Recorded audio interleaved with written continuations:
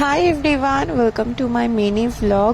Actually Kali পুজোর সময় না এত ভ্লগ তৈরি করেছিলাম, কিন্তু ব্যস্ততার কারণে তোমাদের সাথে একটাও শেয়ার করতে পারিনি। এটা ছিল কালী পুজোর পরদিন আমার বন্ধুর বাড়িতে কালী পুজোর ভোগের নিমন্ত্রণ ছিল। আর যেখানে ভোগ সেখানেই আমি। ভোগ মানেই অসাধারণ হবে, এটাই যাই হোক। তো যাওয়ার পরে ভোগ টোগ খেয়ে সন্ধ্যাবেলা বাড়ি ফিরে এসেছিলাম। বাড়ি এসে প্রচুর বাজি ফাটিয়েছি। বাজি ফাটাতে তো আমি ভীষণ ভালোবাসি, আর আমার ডোডোও কিন্তু ভীষণ ভালোবাসে বাজি ফাটাতে। কিন্তু জানো তো, এই বছরে বাজিগুলো খুব একটা ভালো হয়নি। চাম্পাহাটি থেকেই কিনেছিলাম আগের বছরের মতো। কিন্তু যেটা বুঝলাম যে পুজোর ঠিক আগে আগে গেলে হবে না, তার অনেক দিন আগে গিয়ে যদি বাজি আনতে পারো তাহলে বেশ ভালো বাজি পড়বে, যেটা আগের বছর হয়েছিল। এবার আমরা কালী পুজোর ঠিক 2 দিন কি 3 দিন আগে গেছিলাম, তাই যেসব বাজি ছিল সেগুলো বেশিরভাগই নয় ড্যাম পড়া ছিল, আর ফানুসগুলো তো প্রত্যেকটাই মোটামুটি ফাটা ছিল, ছেঁড়া ছিল। কিন্তু আমাদেরকে আটকায়, আমরাও জুগাড়ও ছিলাম। আমরা দড়ি বেঁধে গাডার বেঁধে তাও ফানুস উড়িয়েছি। আর আমার ছেলে তো আরোই, মানে একটা পয়েন্ট এসেছিল, ও একগুচ্ছ রকেট নিয়ে আগুনে ধরতে গেছিলো তারাবাতি ভেবে। আমরা লিটারেলি গোলমালের মতো উড়ে যেতাম সেদিন। যাই হোক, রাজীবদা দেখে সঙ্গে সঙ্গে আগুনটাকে নিভিয়ে দেয় রকেটের।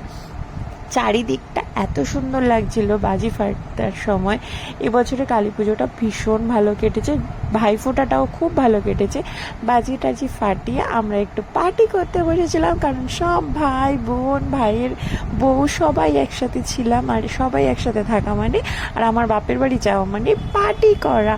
যাই হোক, তারপরে নাচ গান খাওয়া দাওয়া সব কিছু করে দিনটাকে শেষ করেছিলাম। কিন্তু দিনটা সেখানেই শেষ হয়নি, আমি টানা 7 দিন পার্টি করেছি ওই বাড়িতে।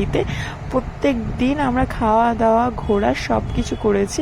তারপরে বাড়ি এসেছি, আর লিটারেলি ওই এক সপ্তাহে আমি 3 কেজি ওয়েটও পুট অন করে নিয়েছিলাম। যত ডায়েট ছিল সব ভুলে গেছিলাম। আর ভাই বোনরা এক জায়গায় থাকলে জানো তো এরকমই আনন্দ হয়। আমি তো ভগবানের কাছে প্রে করি যে আমরা ভাই বোনরা যেন সারা জীবন এরকমভাবেই থাকতে পারি। প্রত্যেকটা ভাইফোঁটা কালী পুজো যেন এইভাবে সেলিব্রেট করতে পারি।